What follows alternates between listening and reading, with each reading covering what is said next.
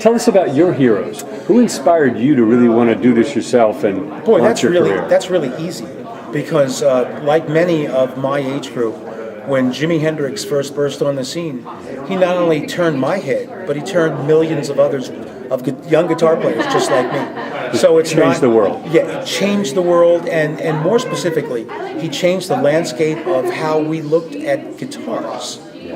Even people that aren't players, even those that aren't musicians, know the icon that is the Stratocaster, and that is Jimi Hendrix, and that's all his doing. So that's quite an accomplishment for one guy to pull off in the space of what, 4 studio records. Robin Trower told me it's BH before Hendrix and AH after Hendrix. That is very true. I would sign on to that entirely. I would have to say Jimi probably is one of my biggest influences. And what is it about his playing that spoke to you so much? Another easy question. Reckless abandon.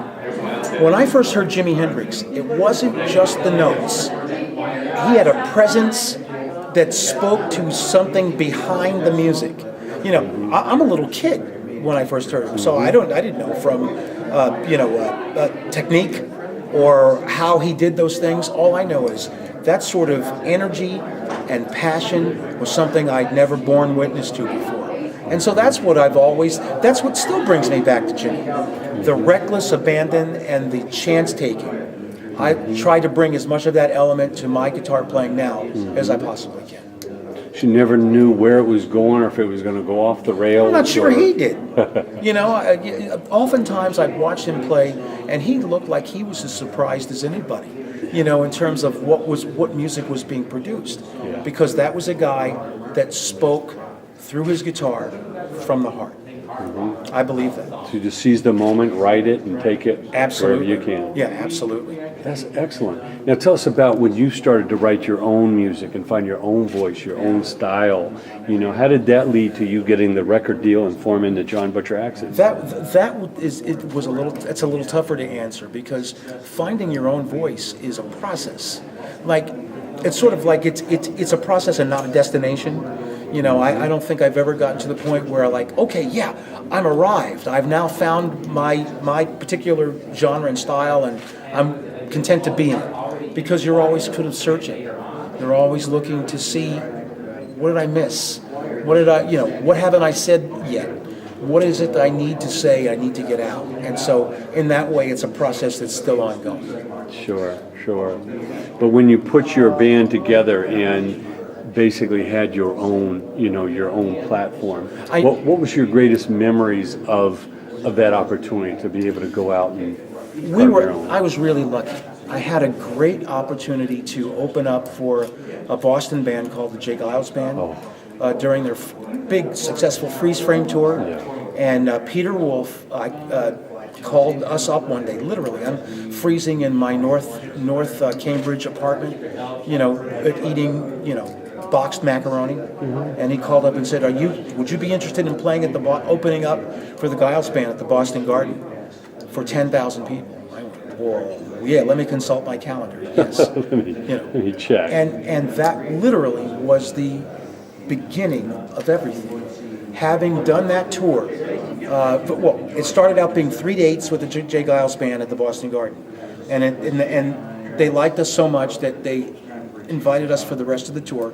Now it's 70 nights around the country in big venues, and great venues, and by the time I came back, we had come to the attention of record companies and radio, and so wow. I credit the Giles Band and specifically Peter and Company in giving me a shot and a chance. Well, a legendary band gives another opportunity. It's great Absolutely, to hear. Yeah. You know, I mean, I remember shows seeing Rolling Stones and J. Giles Band and George Thorogood and Prince. Prince opened that tour. It was here at the LA Coliseum. No one knew who Prince was, but you just knew that Mick Jagger had invited him. Yes. And Peter Wolf invited you.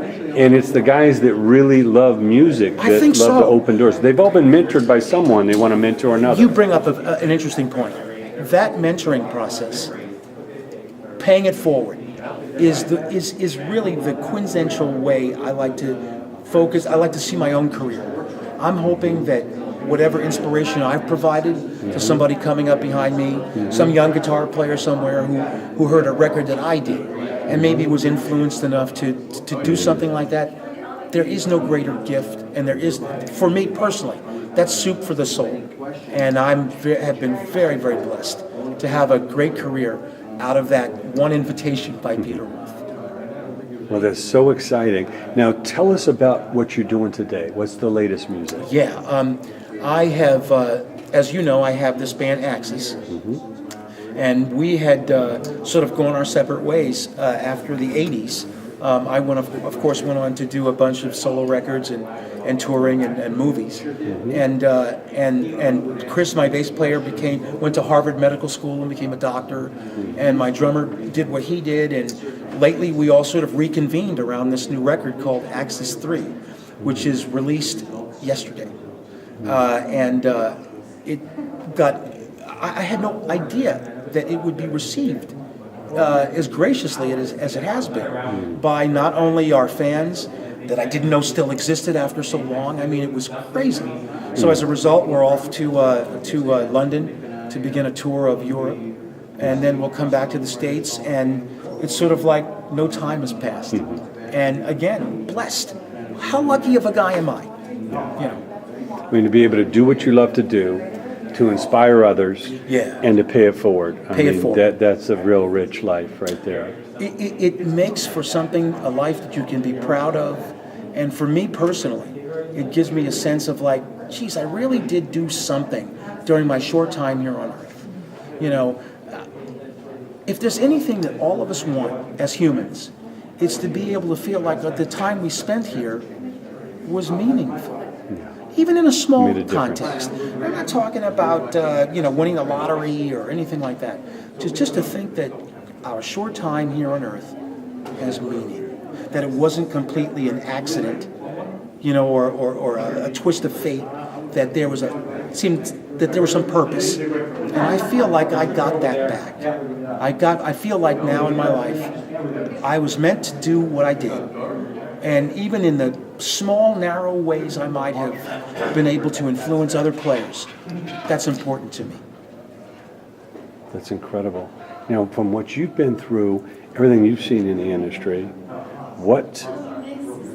I'm sorry, let me plug my battery real quick.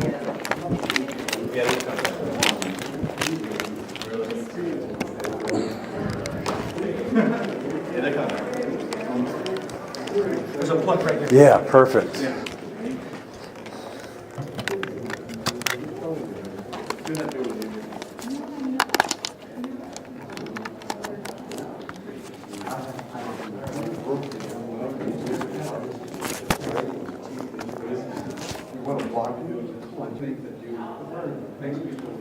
So all that you've been through, all that you've seen, from your perspectives, what advice would you give to that young guitarist, that young band, somebody coming up today? It's a different world, but what are the things they need to concentrate on? What do they need to kind of avoid to have a shot and to find their own style and have some lasting quality? You were right when you said that it's a different world.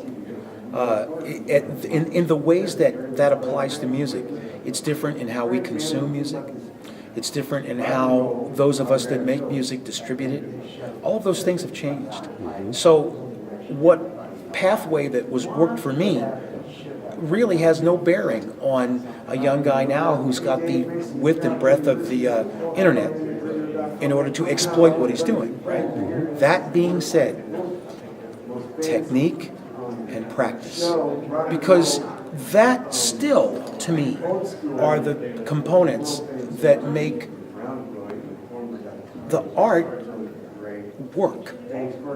Dedication to your craft, the time you put into learning an instrument. I shouldn't say this, but one of the things that I had to get over and not be bugged by are when hip-hop or rap musicians would refer to themselves as musicians. It doesn't bother me now. But at the time it did, because I thought, well, wait a minute. I just spent so many years perfecting a technique and a craft that wasn't easy. All I have to do is rhyme a few words. I realize now, of course, that was short-sighted, because art comes in all of the guises. Yeah. But you asked me about advice for guitar players. There is no substitution for the time you spend with your instrument becoming good at it. Just that. Become good at a thing. If you're a rapper, become good at it. If you're a writer or you want to be a singer-songwriter, become good at that. Really dedicate yourself to that craft. The rest comes.